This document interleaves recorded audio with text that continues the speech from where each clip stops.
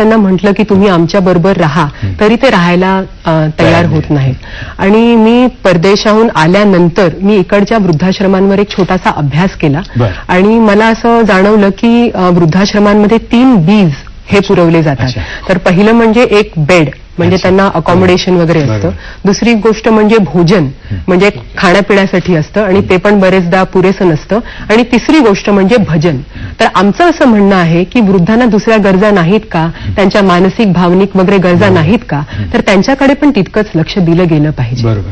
तुमचा रामानुग्रह जो ट्रस्ट आहे त्याची भूमिका काय या सगळ्या संदर्भात? रामानुग्रह जो प्रोजेक्ट तुम्ही त्याचे सिनियर प्रोजेक्ट मॅनेजर आहात. तर श्री रामानुग्रह ट्रस्ट हे जे आहे तर ते वेगवेगळ्या म्हणजे प्रोजेक्ट्सवर काम करतं आणि पूर्ण भारतभर काम करतं.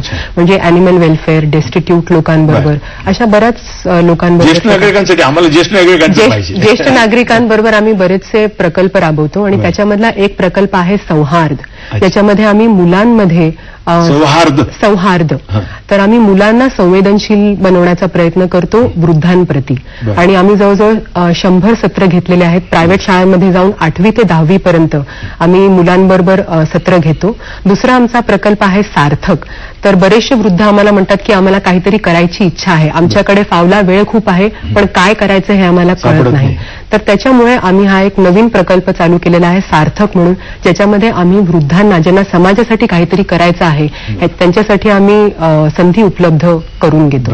अजून एक आमचा प्रकल्प आहे तो म्हणजे ट्रेनिंग डोमेस्टिक वर्कर्स.